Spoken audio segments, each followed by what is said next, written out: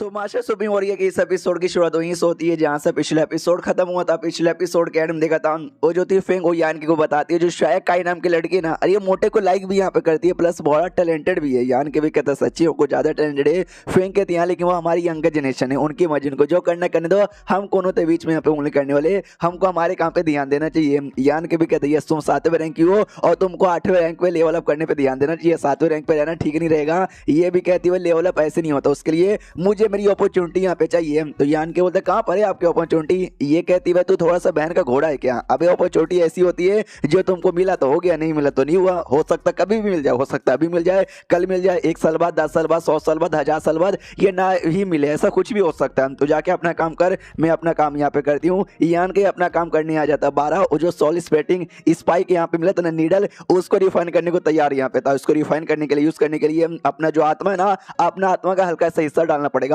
जो normal cultivator होते हैं ना वो लोग नहीं कर सकते, उनको बहुत ही डिफिकल्टी होगी क्योंकि अपने आत्मा को दूसरे हिस्सों में डिवाइड करना काफी मुश्किल होता है। लेकिन मेरे पास ये लोटस है ना, तो इसलिए मैं आराम से यहाँ पे कर सकता हूँ। जो बुड्ढा यहाँ पे था नाम जिसने बना के दिया था, वो भी कहता भाई अच्छे से रिफाइन करना मुसीबत आ सकती है, काफी इविल तरीका है ये। तो यान के भी कहता है या मैं कर लूंगा। तो जैसे अपने आत्मा को डिवाइड करता है, उसका छोटा सा हिस्सा निकलता है, बड़ी तकलीफ होती है। ऐसा तकलीफ होता है कि जबरदस्ती कोई मेरे बॉडी में से ना एक मेरा पार्ट यहाँ पे निकाल रहा है। फाइनली देख सकते हैं आत्मा का पार्ट निकाल के उसको छोटा सा क्लोन में बनाकर वो जो नीडल यहाँ पे था नीडल में डाल लेता है। और फाइनली एक जो नीडल है ना रिफाइन हो चुका है, यानी यूज करने के लायक बन चुका है। लेकिन मेरे पास टोटल 12 है और 11 को अभी और करना बाकी है, यानी हालत बड़ी खराब होगी।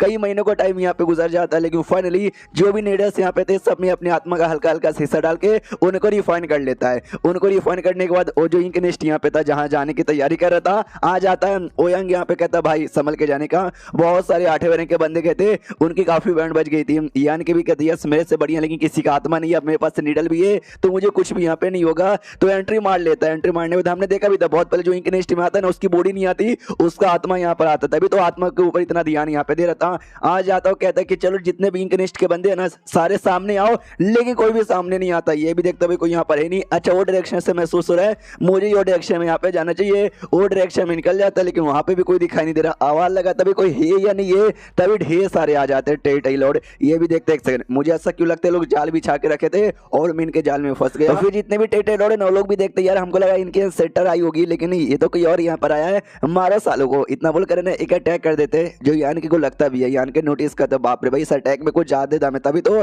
हमारे 8वें रैंक बंदे को भी काफी ज्यादा चोट यहाँ पे लगा था। 8वें रैंक का बंदा भी अटैक यहाँ पे संभाल नहीं सकता।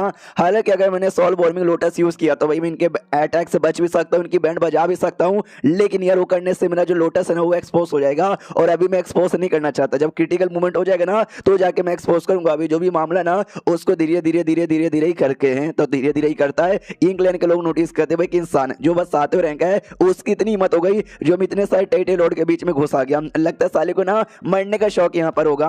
उसके बाद यान के जोर से चिल्लाने की आवाज आती है जैसे कि उसको कोई मार रहा है। तो ये लोग भी कहते भाई ये तो उसी इंसान का चिल्लाने का आवाज था। क्या हुआ? दूसरा कहता भाई भूल गया वो जैसे आया था हमने अटैक किया था, जिस अटैक से पका उसकी बैंड बच चुकी रहेगी, उसको दर्द हो रहा होगा इसलिए वो चिल्ला रहा है। तो दूसरा कहता ठीक है भाई एक और अटैक करके उसको मार डालते हैं। तो दूसरा अटैक निकालते हैं और डायरेक्शन में यहाँ पे करते हैं जिससे भाई धुआं हो जाता है। ये लोग नोटिस करते क्या वो भी वो लड़का दिखाई नहीं दे रहा, कहीं वो भाग तो नहीं ना गया। दूसरा कहता शायद भाग गया होगा, लेकिन उसको अटैक बहुत ही ज्यादा लगा था इसलिए उसको चोट बहुत ज्यादा लगी हुई है। टेंशन मत लो, अगली बार आने की हिम्मत यहाँ पे नहीं करेगा। उतने में इनका जो इंग्लैंड का मेंबर है ना वो ऐसा चिल्लाने लग जाता है कि अरे बाप रे बचा लो बचा लो बचा लो प्लीज मुझे बचा लो।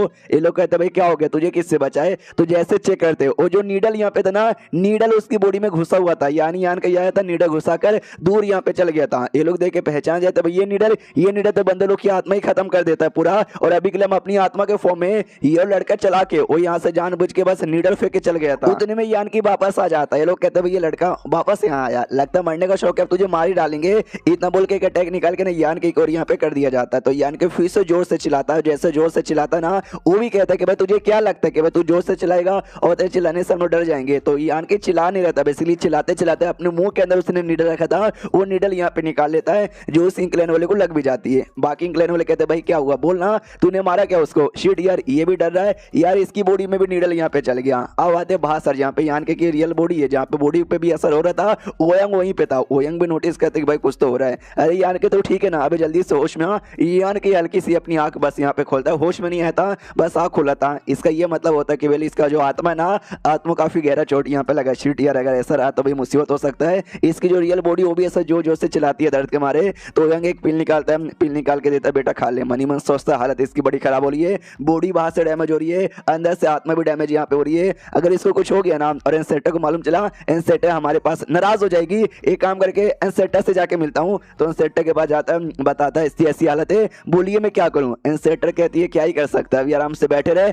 और देखते रहे क्या होता है। ओयंग भी नोटिस करता है, मुझे लगा भाई कुछ करेगी, सपोर्ट करेगी, ये तो बस कह रही है कि बैठे रहो देखते रहो, चलो या जो बोल रही है वही करता हूँ। उसको जो ओयंग है ना वापस लौट जाता है, जैसे वापस लौटता है ना यानी कि होश में आकर वो वापस जा चुका था। उसका डिसाइपल कहता है मास्टर अभी आपके जाने से पहले ना ये होश में आ रहा था और होश में आने के बाद वापस मेडिटेशन करने के लिए बैठ गया। ओयंग कहता भाई मुझे लगा होश में आते ही ना ये थोड़ा सा खुद को रिकवरी पे ध्यान देगा, ये वापस से अभी पागल वागल क्या, इसकी आत्मा को कितना चोट यहाँ पे लगा। एक काम कर बाहर पूरा रास्ता ब्लॉक कर दे, इस एरिया में कोई और आना नहीं चाहिए, मुझे चेक करने के ऐसा क्या है भाई इसके अंदर कि भाई इतना चोट लगने के बावजूद भी बिंदास यहाँ पे बैठ के किए जा रहा है। उसके बाद ना भाई 10 दिन का टाइम गुजर जाता है और 10 दिन के अंदर ये यान के आराम से पूरा नोटिस कर लेता है और समझ जाता है कि अरे यार इसका जो आत्मा है ना हम सारे बंदों की आत्मा से एकदम अलग ही है। ऐसा लगता है इसकी आत्मा के पास कुछ बड़ा कमाल का है जिसके चक्कर में इतना चोट लगने के बावजूद भी ये डायरेक्ट वापस से चला यहाँ पे गया। फिर 2 साल का टाइम यहाँ पे गुजर जाता है। 2 साल बाद यान की वापस से होश में आता है और काफी तकलीफ यहाँ पे हो रही थी। ये भी देखता है अरे बाप रे भाई ये जो नीडल यहाँ पर है ना सच्ची में कुछ ज्यादा ईविल है। भली बंदों की बैंड बजा देता है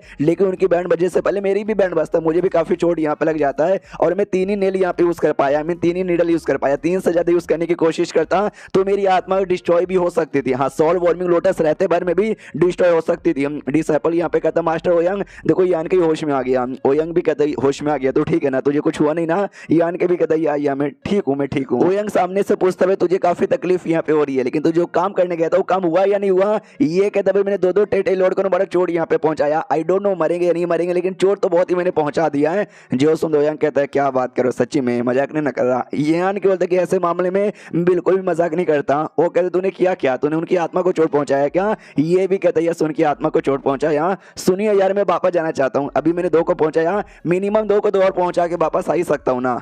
जो सुन ओयंग कहता भाई अभी अभी लौटा है, थका हुआ रहेगा, चोट वोट लगा है, उसको रिकवर कर ले, वापस से जाना चाहता है। यान के भी कहता हाँ ये थोड़ी सी तखानी यहाँ पे थी जो दूर हो चुकी है, अब मैं वापस जाना चाहूंगा। वो भी सामने से तो ठीक है ध्यान रखना। मैं तो भाई डर गया था, इतना डर गया था कि मैं तो सेटर के पास भी चल गया था। यान के उधर डोनरी मैं अपना ध्यान रखूंगा, इतना बोल के वापस सिंक नेस्ट में जाता हूँ। जैसे वहां जाता है टेटे लॉर्ड कहते भाई कौन है जो यहाँ पे आ रहा है। यान के पे ध्यान जाता हूँ, कहते ये तो ही लड़का यार जो 2 साल पहले यहाँ पर आया था और आता ही हमारे 2 टेटे लॉर्ड को भाई नीडल वीडल डाल के उसको नुकसान पहुंचा दिया। लगता है फिर से नीडल डालने यहाँ पे आ रहा है। अरे भागो भागो भागो भागो, अपने आप को बचाओ और भागो यहाँ से। तो दूर यहाँ पे भागते हैं लेकिन यान के ये के पास आता है और नीडल यहाँ पे डाल देता है। जैसे नीडल आता है बंदे को तकलीफ होती है। यान के ने बोला भी था कि बड़ा इविल नीडल यहाँ पर है, उसको भी तकलीफ होती है। वो भी देखता है शिट भाई और दूसरे बंदे की बॉडी में डालने की हिम्मत यहाँ पे नहीं बची, निकलना पड़ेगा।